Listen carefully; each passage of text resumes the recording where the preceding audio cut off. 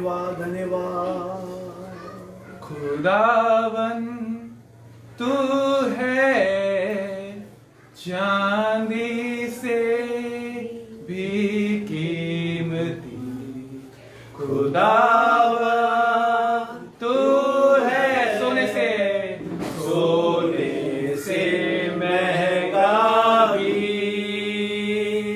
खुदावन तू है हीरो से बढ़ के हसीन, और तेरे सिवा मैं चाहूं कुछ भी नहीं, और तेरे सिवा मैं चाहूं कुछ भी नहीं। तूने मेरा चित्र बनाया अपनी हथेली पर, तूने मेरा चित्र बनाया अपनी हथेली पर। अग्नि बनकर बादल बनकर संभालेगा जिंदगी भर, अग्नि बनकर बादल बनकर संभालेगा जिंदगी भर। दुनिया सारी छोड़े मुझे, दुनिया सारी छोड़े मुझे, मुझको तू ना छोड़ेगा। खुदा तू है चांदी से भी कीमती, खुदा तू है सोने से महंगा भी, खुदा तू है हीरो से बढ़ के हसीन, और तेरे सिवा मैं चाहूं कुछ भी नहीं, और तेरे सिवा मैं चाहूं कुछ भी नहीं। जीवन से भी उत्तम है तेरी ही करुणा, जीवन से भी उत्तम है तेरी ही करुणा। सुख हो या दुख हो गाता रहूंगा तेरी ही महिमा। सुख हो या दुख हो गाता रहूंगा तेरी ही महिमा।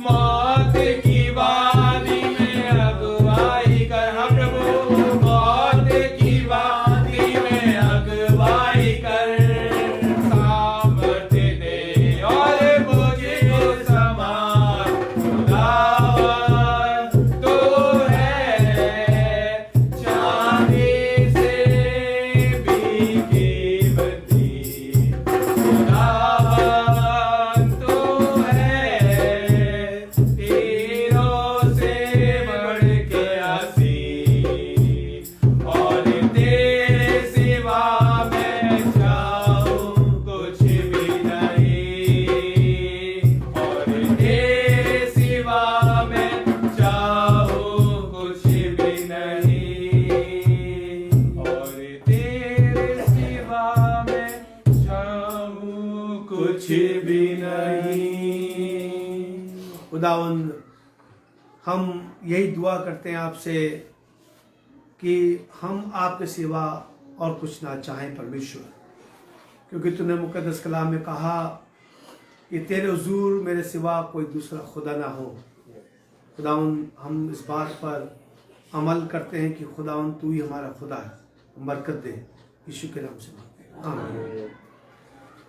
जय मसीह की। परमेश्वर का धन्यवाद देते हैं आज की एक बार फिर सुबह के लिए कि परमेश्वर ने हम सबको एक बार भी फिर मौका दिया है कि हम खुदावन के ज़िंदा और मुबारक नाम को ले सके जो सब नामों में सबसे बड़ा नाम है। हर एक नाम जो इंसान के ज़रिए रखा जाता है, लेकिन यीशु का नाम आसमान से आया और आसमान के खुदा ने उसका नाम यीशु रखा और वो अपने लोगों का उनके पापों से उद्धार करेगा। और प्रभु ने हमारा और आपको उद्धार किया। आज मैं खुदा के कलाम से आपके दरमियान एक शागिर्द का जिक्र करूंगा और वो शागिर्द खुदा यीशु मसीह के 12 शागिर्दों में से गिना जाता है या शुमार होता है। और ये 12 शागिर्दों में से एक शागिर्द है जो खुदा यीशु मसीह को पकड़ाने वाला, समझ गए होंगे आप, यहूदा स्कूती, यानी कि यहूदा स्कूती यानी कि यहूदा भी एक चेला था पर यहूदा स्कूती भी एक चेला था। इसलिए इसके नाम के साथ स्कूती जोड़ना जरूरी होता है ताकि हम जान पाएं, पहचान पाएं कि हम किसकी बाबत या किसके विषय में बात कर रहे हैं। और जब हम आज इसको पढ़ेंगे तो बड़ा अच्छा लगेगा कि यीशु के संग रहकर, यीशु के साथ रहकर भी इसने अपने आप को नहीं बदला और यीशु मसीह को पकड़वाने का या उसको पकड़वाने के लिए कई बार इसने प्रयास किया। पर आज हम देखना चाहते हैं कि हम और आप भी खुदा यीशु मसीह के साथ कई वर्षों से जीवन को गुजार रहे हैं, कई वर्षों से हम आराधना कर रहे हैं, कई वर्षों से हम चर्च जा रहे हैं, प्रार्थना कर रहे हैं, मीटिंगें करवाते हैं, सभाओं में जाते हैं, दान देते हैं, टाइट्स देते हैं और हर एक वो काम जो खुदा का काम होता है उसमें हर तरह से मदद करते हैं। लेकिन फिर भी बहुत दफ़ा, बहुत मर्तबा हमारा जीवन के अंदर परिवर्तन नहीं आता है, हमारा जीवन के अंदर बदलाव नहीं आता है। और मैं आज बताना चाहता हूं कि हमारा जीवन के अंदर बदलाव कब आता, कैसे आएगा। जब मैं इसको पढ़ रहा था, मैं चाहूंगा लूका रसूल इंजील उसका 22 अध्याय, लूका रसूल इंजील उसका 22 अध्याय और उसके 3 पद में पहले ऊपर वाले हिस्से को पढ़ेंगे जिसको ब्लैक कलर का लिखा हुआ मोटा मोटा, उसको पढ़ेंगे। क्या लिखा हुआ है? यहूदा स्कूती यीशु को पकड़वाने पर, यहूदा स्कूती का यीशु को पकड़वाने पर राजी होना। क्यों राजी हो जाता है यीशु मसीह को पकड़वाने के लिए? क्या वजह रही कि राजी हो जाता है, रजामंद हो जाता है? जबकि नीति वचन के पहले अध्याय में लिखा हुआ है, यदि शरीर तुझे फुसलाए तो रजामंद ना होना। हिंदी में लिखा है, यदि दुष्ट तुझे फुसलाए तो उनकी बातों को ना मानना। पर उर्दू में लिखा हुआ है, अगर शरीर तुझे फुसलाए तो रजामंद ना होना। पर यहां लिखा हुआ है कि यहूदा स्कूती का यीशु को पकड़वाने पर राजी होना। क्या बात है कि लोग किन्हीं चीजों में रजामंद हो जाते हैं, राजी हो जाते हैं कि ठीक है हम ये काम करते हैं। ये राजी क्यों हुआ, ये रजामंद क्यों हो गया? क्या लिखा 3 पद में? और शैतान यहूदा में समाया, और शैतान यहूदा में समाया।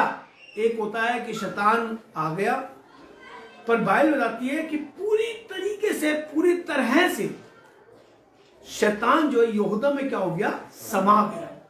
यानी कि यहूदा स्कूती अब यहूदा स्कूती नहीं रहा कि पूरा इब्लिस बन गया, शैतान बन गया, समाया लिखा है। और शैतान यहूदा में समाया जो स्क्रूतियों कहलाता है और उन 12 में शुमार किया और उन 12 में शुमार किया जाता है, उन 12 में गिना जाता है। शैतान जब इसमें समा गया, जब शैतान इसके अंदर प्रवेश कर गया, तो बाइबल बताती है कि यीशु मसीह को पकड़वाने की तलाश करने लगा, यीशु को पकड़वाने की बात करने लगा। पर जब मैं इस आयत को पढ़ता हूं तो बड़ा यहाँ पर अजीब सा लगता है कि इतने वर्षों से यीशु मसीह के संग रहते हुए भी इसके अंदर, इसके जीवन के अंदर बदलाव नहीं आया। और प्रभु हमारे जीवन में परिवर्तन को देखना चाहता है, वो हमारे जीवन के अंदर बदलाव को देखना चाहता है। यदि हम आत्मिक संगति करने के बाद अगर हमारे और आपके जीवन के अंदर बदलाव नहीं है, तो आज हम जान लें कि न सिर्फ शैतान यहूदा जिंदगी में समाया था, आज हर उस जिंदगी में शैतान समाया हुआ है। जो अपने जीवन को परिवर्तन नहीं करते हैं। मैं चाहूंगा कि मरकुस रसूल की इंजील उसका 14वां अध्याय और उसके 10वें और उसके 11वें पद में भी एक बड़ी अच्छी बात लिखी है। जब मैं इसको पढ़ता हूं बड़ा अच्छा लगता है कि ये आज यीशु मसीह को पकड़वाने की बाबत बात नहीं कर रहा है, बल्कि मरकुस की इंजील के 14वें अध्याय के 10वें 11वें पद में बड़ी अच्छी बात लिखी है। फिर यहूदा इस्करियोती जो उन 12 में से था, जो उन 12 शागिर्दों में से था, सरदार काहीनों के पास चला गया, सरदार काहीनों के पास गया या चला गया, ताकि उससे उनके हवाले कर दे, ताकि वो उसको उनके हवाले कर दे। लिखा है कि वो सरदार काहीनों के पास गया और ताकि यीशु को उनके हवाले कर दे। वो ये सुनकर खुश हुए, महायाजक काहीन ये सुनकर बड़े खुश हुए और उसको रुपया देने का इकरार किया, और वो मौका ढूंढने लगा कि किस तरह काबू पाकर उसे पकड़वा दे। लिखा हुआ है यहूदा पहले ही समझौता कर चुका था कि वो यीशु को किस तरह पकड़वाए। अब तो सिर्फ वो मौका ढूंढ रहा है, अब तो सिर्फ वो अवसर ढूंढ रहा है। लूका के हिसाब से, वो मरकुस के हिसाब से पहले ही महाकाहीनों के पास जाकर उनके साथ कॉम्प्रोमाइज कर चुका, समझौता कर चुका था कि वो यीशु को पकड़वाएगा। वो उसे रुपया देने में राजी हो गए और वो मौका ढूंढने लगा, अवसर ढूंढने लगा कि वो यीशु को किस प्रकार से उनके हाथों में पकड़वाए। और जब शैतान इनके अंदर पूरी तरह से समा गया तो उसने जाकर यीशु के बारे में सरदार काहीनों को सारी बातें बता दी कि यीशु कहां पर है। आज मैं आपको बताना चाहता हूं कि यहूदा ने यीशु मसीह को क्यों पकड़वाया, या हम इस जगह ये रख लेते हैं कि हमारे जीवन के अंदर परिवर्तन रहकर भी आत्मिक स्वभाव के रहने के बाद भी नहीं बदलता है। पहली बात, यहूदा ने अपने दिल में ये इरादा कर लिया था, है यहूदा ने निश्चय अपना दिल, यानी कि जब यहूदा यीशु के संग था तो उन तमाम शागिर्दों ने अपना दिल यीशु को दिया था, पर यहूदा ने अपना दिल यीशु मसीह को नहीं दिया था। लिखा है कि यहूदा ने निश्चय अपना दिल खुदा को नहीं दिया था। हम चाहे कितना ही यीशु मसीह के संग रह लें, हम चाहे कितनी अच्छी प्रकार से प्रभु की आराधना कर लें, इबादत कर लें, हम चाहे प्रभु के लिए अपना दान, अपना घर, अपनी सैलरी, अपना घर, हम सब कुछ देने को राजी हो जाए, और यदि हम अपना दिल खुदा को ना दें तो हमारी सब कुछ क्या है, बेकार है। यहूदा यीशु के संग रहा, ट्रेजरार बन गया, खजांची बन गया, थैली उसके हाथ में, जहाँ यीशु जाता है वहां जाता है, जहाँ यीशु चमत्कार करता है खड़ा होते हुए देखता है, मुर्दों को जिंदा होते हुए देखता है, लंगड़ों को चलते हुए देखता है, बहरों को बोलते हुए देखता है। उसके बावजूद भी यहूदा इस खोज में है, इस मौके में है कि वो यीशु को किस तरह, किस उपाय से पकड़वा दे, क्योंकि इसने अपना दिल पूर्ण रूप से अपना दिल यीशु को नहीं दिया था। प्रभु के वचन में लिखा है, यदि तू अपने प्रभु से सारे दिल और सारी जान और सारी ताकत और सारी अकल से मोहब्बत करेगा तो यही मोहब्बत कहलाई जाती। यदि हम सारे दिल से आसमान के खुदा से मोहब्बत करते हैं तो हम उसके लिए अपना आप को सलीब पर देने के लिए, हम अपना आप को उसके लिए देने को तैयार हैं। पर यहूदा इस्करियोती की सबसे पहली कमी यह पाई जाती है कि उसने अपना दिल आसमान के खुदा को नहीं दिया था। यदि मनुष्य अपना दिल परमेश्वर को दे दे तो उसके जीवन के अंदर, उसके दिल के अंदर कभी भी शैतान समा नहीं पाएगा और वो खुदा यीशु को निराश नहीं कर पाएगा। निराश करने की वजह यह है क्योंकि हम अपना दिल खुदा को नहीं देते। जब यीशु ने जक्कई को देखा कि वो मेरे इंतजार में मुझे देखने के लिए, मुझे पाने की इच्छा से एक गुलर के पेड़ पर चढ़ गया है, तो यीशु वहां रुक गया और आसमान की तरफ, यानी कि पेड़ की तरफ नजर करके यीशु ने उस जक्कई से कहा, जक्कई नीचे उतरा, मुझे तेरे घर में जाना जरूरी है। और वो खुशी खुशी उतरा और उसको अपने घर में ले गया। और मालूम है क्या कहने लगा? है ना, मैं आधी संपत्ति कंगालों को बांट देता हूं और नाहक लेने वालों को 4 गुना लौटा देता हूं, क्योंकि आज जकई ने अपना दिल आसमान के खुदा के हाथों में दे दिया। उसके अंदर से बुराइयां निकल गई, उसके अंदर से बेईमानी निकल गई, उसके अंदर से लालच निकल गया। आज उसके जीवन के अंदर बदलाव तब आया जब उसने अपना मन, अपना दिल खुदावंद यीशु को दे दिया। पर इसके अंदर परिवर्तन इसलिए नहीं आया क्योंकि यहूदा इस्करियोती ने अपना दिल खुदा के हाथों में नहीं लिया। सुलेमान बादशाह कहता है, मेरे बेटा अपना दिल मुझको दे दे। जरूर है, यिर्मयाह में भी लिखा हुआ है, दिल लाइलाज है, हैलेबाज है, इसका कोई इलाज नहीं है। यदि हम इस नापाक दिल को, इस खराब दिल को जब यीशु के हवाले कर देते हैं तो हमारे जीवन के अंदर बड़ा परिवर्तन आता है। यहूदा इस्करियोती ने अपना दिल यीशु को ना देकर अपने जीवन में, अपने मन में, अपने दिल में शैतान को निमंत्रण दे दिया। और बाइबल बताती है और वो मौका ढूंढने लगा क्योंकि वो पहले से ही सरदार काहिनों के साथ कॉम्प्रोमाइज कर चुका था। अपना दिल खुदा को दे। आई मेरे बेटे, अपना मन मुझको दे दे, अपना दिल मुझको दे दे। अगर यहूदा इस्करियोती अपना दिल यीशु को देता तो आज बाइबल बताती है कि यहूदा इस्करियोती के अंदर शैतान नहीं समा था। अपना दिल खुदा को जरूर दे, अपना मन हम परमेश्वर के। ऐसे बहुत से मैं हवाले खुदा के कलाम से आपको देखता हूं कि जिन्होंने अपने जीवन को बदल कर सबसे पहले अपना दिल खुदा को दिया, अपना दिल खुदा को दे। दूसरी बात मैं इसमें पढ़ता हूं कि इसके अंदर एक लालच था, और लालच ये था, इसको ये लगता था कि यीशु मसीह संसार में जब राज्य स्थापित करेगा, जब दुनिया पर हुकूमत करेगा, तो वो मुझे कोई बड़ा अधिकार देगा।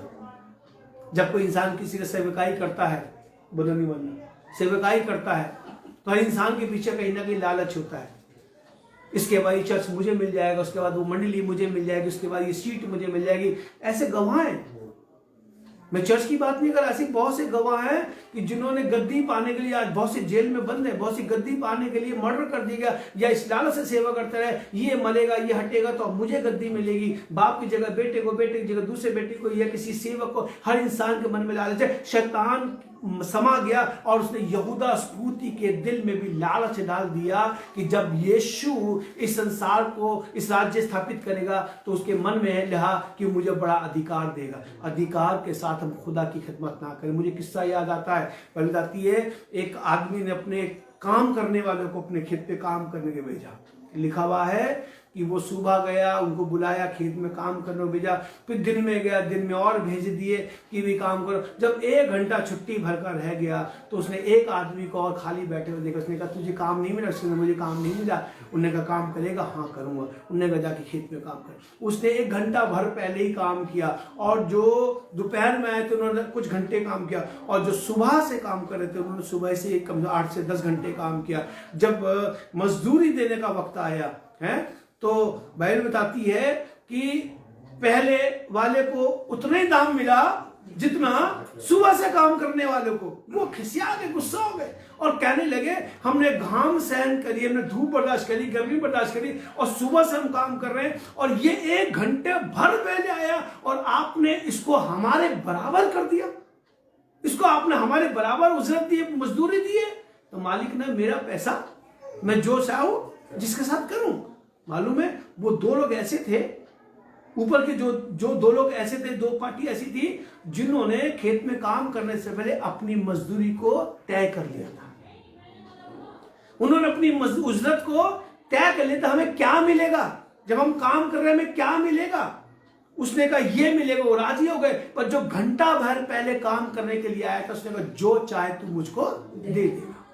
यदि हम लालच में आकर प्रभु की सेवकाई कर रहे हैं कि हमें ये मिलेगा, हमें, अगर हम तय करके खुदा का काम कर रहे हैं, तो बाइबल बताती है वो उजरत तो हमें वो देगा ही देगा, क्योंकि मजदूर अपनी मजदूरी का हकदार होता है। पर बाइबल बताती है आसमानी बरकतें, स्वर्गीय आशीष हमें किसी रूप में प्राप्त नहीं होगी, क्योंकि हमारे मन में परमेश्वर की सेवकाई करने के प्रति लालच भरा पड़ा है। यहूदा इस्करियोती इसलिए सेवा कर रहा था कि उसके अंदर लालच भरा हुआ था, इसलिए वो साथ था कि जब प्रभु अपना राज्य जमीन पर स्थापित करेगा तो मुझे उच्च अधिकार मिलेगा, एक पदवी मुझे मिलेगी, और मैं फिर इससे ज्यादा पैसा कमा लूंगा। जैसे वो चंदे की थैली में से क्या करता था, निकाल लिया करता था। आज खुदा ज्यादा जब हम खुदा की खिदमत करते हैं, तय ना करें, लालच ना करें। जो खुदा ने हमारे लिए मुकर्रर किया है, जो खुदा ने हमारे तय किया है, वो खुदा हमको जरूर देगा। मैंने 3 बातें लिखी, लालची था, चोर भी था। चोर कैसा था? चंदे की थैली में बसे। और तीसरा लिखे, और ईमानदार भी नहीं था। ईमानदार भी नहीं था। 5 चीजें हो जाती हैं। पहला दिन इसने अपना दिल खुदा को नहीं दिया। दूसरा, इसके मन में इस बात का लालच था कि जब प्रभु राजस्व बात स्थापित करेगा तो मुझे पदवी मिलेगी, और लालची था। और 5वीं बात क्या था? ईमानदार नहीं था। हमारा आपके जीवन में ईमानदारी का होना बहुत जरूरी है। हम 12 शागिर्दों की ही बात नहीं कर रहे हैं, बल्कि हम सब भी खुदा के शागिर्द हैं। मैं आपको बताना चाहता हूं, लूका रसूल की इंजील के 14वें अध्याय को निकालें, 14वें अध्याय को निकालें, और उसमें एक बड़ी अच्छी बात लिखी है। 25 पद से पढ़ने का लिखा हुआ है,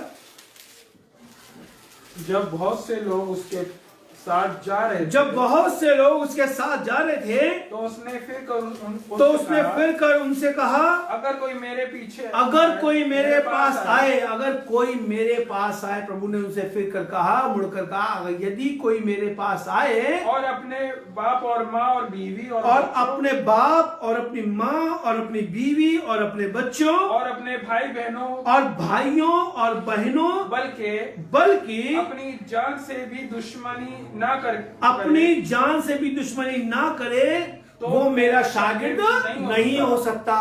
यदि कोई अपने बाप का लालच करता है, कोई अपनी बीवी का लालच करता है, कोई अपनी संतान का लालच करता है, कोई अपने व्यापार का लालच करता है, कोई अपने सौदागरी का लालच करता है, और अपनी जान का भी लालच करता है, उनमें से कोई भी मेरा शागिर्द हो नहीं सकता। यदि हम प्रभु के शागिर्द बनना चाहते हैं, तो बाइबल बताती है हमें अपने माता पिता का लालच नहीं करना है। हमने अपनी बीवी का लालच नहीं करना, अपने शौहर का लालच नहीं करना, अपनी संतान का लालच नहीं करना है, मुझे अपनी जान का लालच नहीं करना, क्योंकि प्रभु के कलाम लिखा है, जो अपनी जान को मेरे लिए गंवाएगा वो उसे फिर प्राप्त करेगा, और जो मेरे लिए अपनी जान को बचाएगा उसे क्या करेगा? गंवा देगा।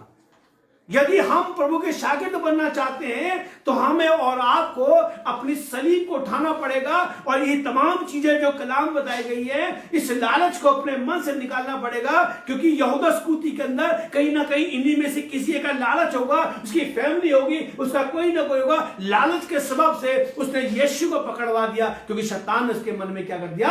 लालच कर दिया। और बाइबल कहते हैं लालच एक बहुत बड़ा गुनाह है। अकान के मन में लालच डाल दिया। बाइबल कहती है शाऊल के मन में लालच डाल दिया, गेहजी के मन में लालच डाल दिया, इन सब के मन में लालच डाल दिया, और इन सब को शैतान ने बर्बाद कर दिया। यदि हम अपने आप को लालच से बचाते हैं, 19 का लालच मूर्ति पूजा के समान है, और मूर्ति पूजा सबसे बड़ा गुनाह बाइबल बताती है। यदि हम लालच कर रहे हैं तो हम यहूदा के समान हैं, यहूदा स्कूती के समान है। लोग कहते हैं कैन दुष्ट था, पर यदि कोई लालच करता है, बेईमानी करता है, जिसने दिल खुदा को दिया, मैं कहता हूं वो यहूदा स्कूती के समान है। और मैं कहता हूं उसके माने ना बने। यदि हम अपना दिल खुदा को देते हैं, तो बाइबल बताती है लालच हमारे अंदर से निकल जाएगा, हमारे मन से बेईमानी निकल जाएगी, हमारे अंदर से चोरी निकल जाएगी। चोरी का मतलब मेरा ये नहीं कि हम किसी घर से कुछ ले आते हैं, मैं उससे मेरा तात्पर्य नहीं है। चोरी बहुत तरह की होती है। ये जो बाइबल पढ़ने में चोरी कर रहे हैं वो भी चोरी है। चर्च नहीं जा रहे हैं और चर्च का टाइम हम किसी को दे, ये भी चोरी है। प्रार्थना करने समय हम चोरी कर रहे हैं और नहीं पढ़ कर रहे हैं, हम चोरी कर, बहुत सी चीजें की आत्मिक चोरी बता रहा हूँ। तो बाइबल बताती है कि एक शागिर्द को इन सब का त्याग करना जरूरी है। यीशु मसीह ने भी त्याग किया अपने माँ बाप का, यीशु ने भी त्याग किया अपने भाई और बहनों का, यीशु ने भी त्याग किया आसमान की तमाम शान शौकत का। यीशु सब कुछ छोड़कर एक मामूली इंसान बनकर चढ़नी में जन्म लेकर इस संसार में उसने उद्धार के कार्य को किया। आज वही प्रभु चाहता है। और यीशु ने पौलुस की मार्फत ये कहलाया, जितने दीनदारी के साथ जीवन यीशु के साथ गुजारना चाहते हैं, जितने भक्ति के साथ यीशु के साथ जीवन बिताना चाहते हैं, वे सब क्या होंगे? सताए जाएंगे। ये बात यीशु मसीह ने भीड़ के साथ साथ शागिर्दों को भी कई मरतबा बताया, तुम्हें मेरे नाम के सबब से तुम्हारे साथ ऐसा करेंगे। लेकिन उसके बावजूद भी यहूदा स्कूती उनके साथ रहा, क्योंकि वो क्या था? लालची था, वो गुनहगार बन गया। और लिखा है अंत जानते हैं हम सब उसका कि उसने सुसाइड कर लिया, सुसाइड कर लिया। खुदा ऐसी बीमारी से, खुदा ऐसी मौत से प्रभु को बचाना चाहता है। यदि हम प्रभु के शिष्य बनना चाहते हैं, प्रभु के सेवक बनना चाहते हैं, तो 14 अध्याय 25 पर जो हमने पढ़ा है, इसको जरूर अपने जीवन में याद रखें, ताकि खुदा के एक सच्चे शागिर्द बने, लालच ना करें। एक औरत ने अपने 2 बच्चों के प्रति लालच किया, यीशु के पास आई, कहने लगी, आए प्रभु मैं चाहती हूँ यह तू आसमान की बादशाही बैठे तो मेरे दोनों बेटे, है ना, यही लालच है कि दाएं बैठे और एक बाएं बैठे। प्रभु ने कहा दाएं और बाएं बिठाना मेरा काम नहीं, जो कटोरा मैं पीने पर हूं, है क्या वो पी सकते हैं? क्या बनी की तरह पोछा लगा सकते, गुड्डे तरह पोछा लगा सकते? नहीं। हम बैठना तो चाहते हैं, क्या हम इसको अच्छा बना सकते हैं? हम नहीं, हम सिर्फ बैठना चाहते हैं, दाएं और बाएं। प्रभु कहता है एक शिष्य को कैसा होना चाहिए, एक शागिर्द को कैसा होना चाहिए, सब कुछ बर्दाश्त करना चाहिए। थपेड़े भी लगेंगे, तूफान भी आएगा, मुश्किलात भी आएंगी, सब कुछ आएगा, पर एक शिष्य एक दीवार की तरह खड़ा रहता है। और मैं बताता हूं, खुदा कलाम ने कहा कभी मौका लगेगा, सबसे ज्यादा मुसीबतें किन पे होती है? सादिकों पर, धर्मियों पर, खुदा के लोगों पर मुसीबत होती है सबसे ज्यादा। इसलिए लोग धर्मी पसंद बनना पसंद, भैया बहुत है, सुबह पढ़ लेते हैं, संडे चर्च चले जाते हैं, बहुत है, पैसा ज्यादा लेक्चर मत दो, हम भी बाइबल पढ़ते जाती है, पर लिखा हुआ, पर खुदा उनमें से उनको, उसमें से खुदा उनको क्या करता है? निकाल लेता है ना, निकाल लेता है, टाइम लगता है, निकाल लेता है। इसलिए खुदा कलाम लिखा हुआ है, अपना दिल हम खुदा को दें, दुआ करें। हमारे महान जीवित अनुग्रहकारी सामर्थ्य पिता परमेश्वर, धन्यवाद देते हैं ऐसे अच्छे वचन के जो तूने हमें दिया। इस वचन के द्वारा अपना जीवन प्रभु आपको दें, और यहूदा स्कूती की तरह हम किसी भी चीज का लालच ना करें। हमारी कलीसिया को आशीष दें, जो बीमार है उनको चंगा करें। दुआ यीशु मसीह के नाम से मांगते हैं, आमीन।